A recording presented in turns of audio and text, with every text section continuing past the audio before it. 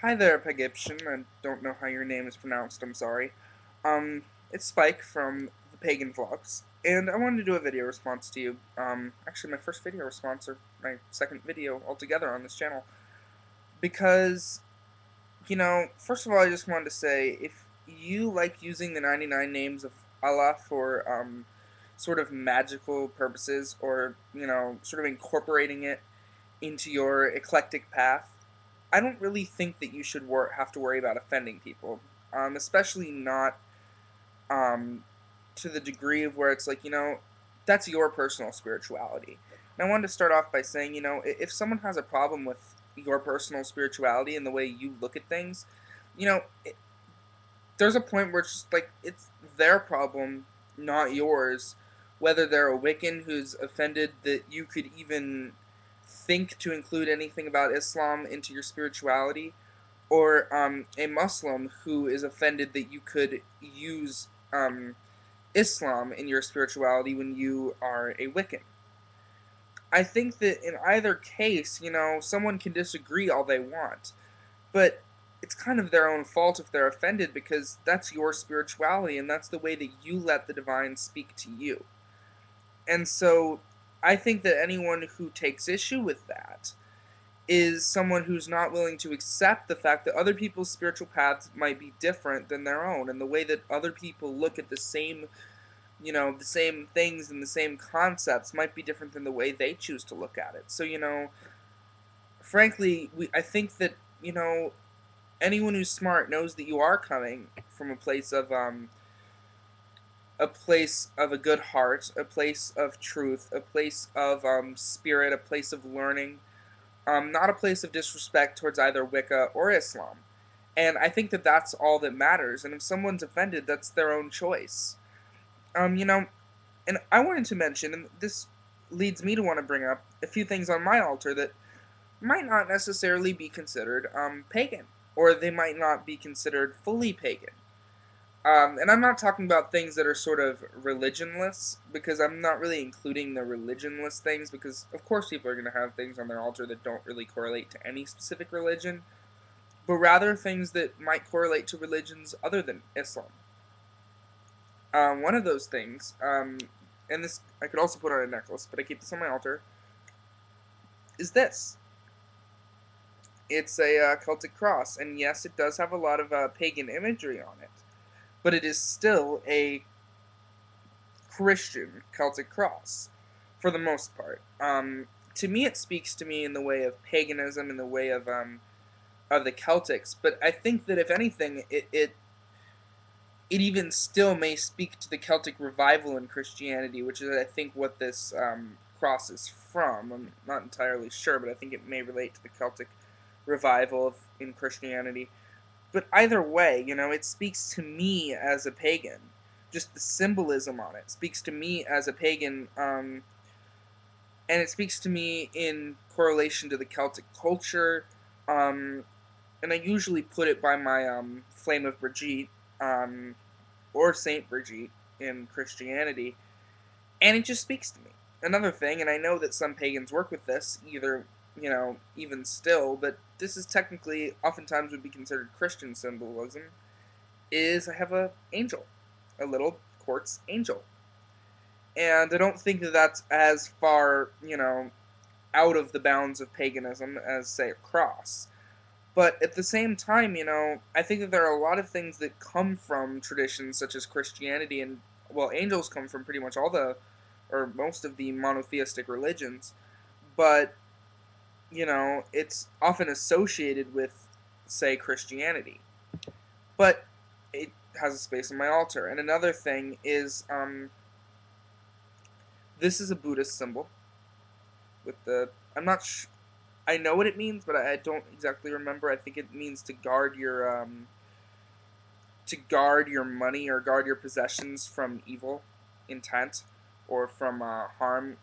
Also could mean to, you know, not to let your possessions or your money corrupt you. And I got a happy Buddha. And this goes on my little altar rather than my main altar, just because I think it's a little cheap looking. But here you see, I got a little happy Buddha. And the reason that and the Happy Buddha really speaks to this specific topic because think of all of the Buddhas there are, all the little Buddha statues and all the different, I guess, faces of Buddha, all the different ways that people depict the Buddha. And that is very similar to the different names of Allah. Because many, for example, Buddhists might work with the different types of Buddha and pray to different statues of Buddha or images of Buddha or concepts of Buddha for different things. They might pray to the happy Buddha for happiness and inner joy, but they might pray to, say, a sort of a praying statue of Buddha for inner solace or for inner enlightenment. And so it's different forms of the same concept. And if we want to take that further, in paganism, all of the different gods, oftentimes people think are part of the all. Or they'll think they're part of the god and the goddess, which is part of the universal spirit. That's how I choose to look at it. And so I think that these things are very similar. Now, I think the difference in paganism is in some cases people might believe that the gods take on a life of their own. And I think that that's for someone to decide for themselves. Do the gods take on a life of their own?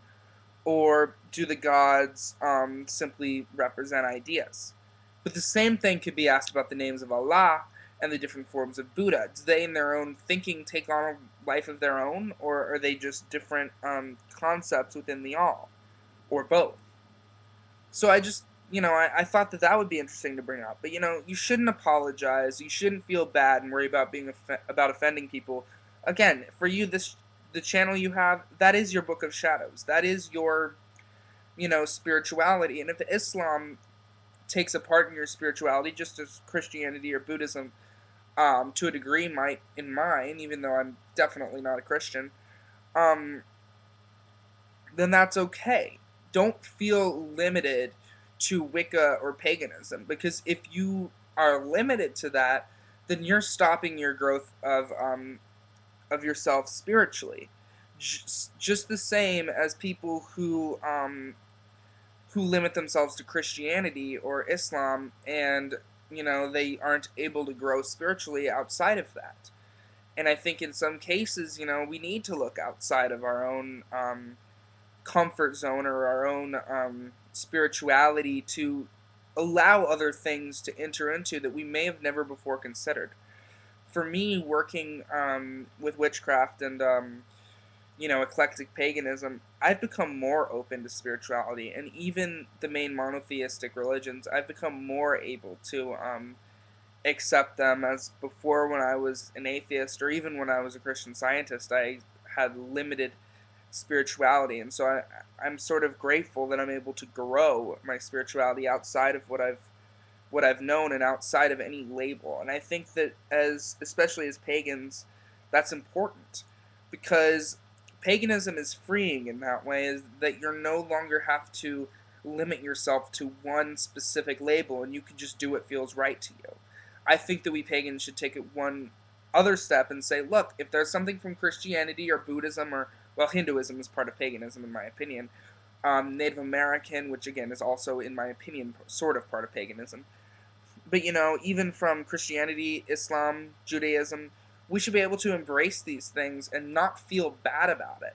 Because if that's a part of our spirituality, if we want to embrace part of Buddhism, if we want to embrace whatever, I think that that's our spirituality. And for me, being eclectic, you know, it does sometimes mean that.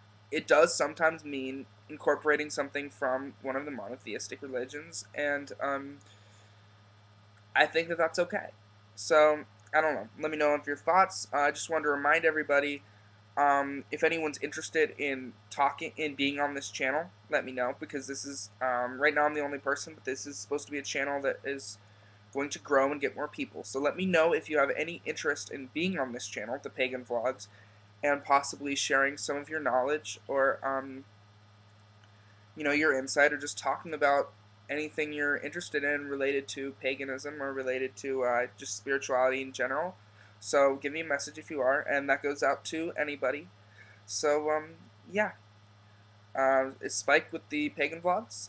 Peace out, much love, and blessed be.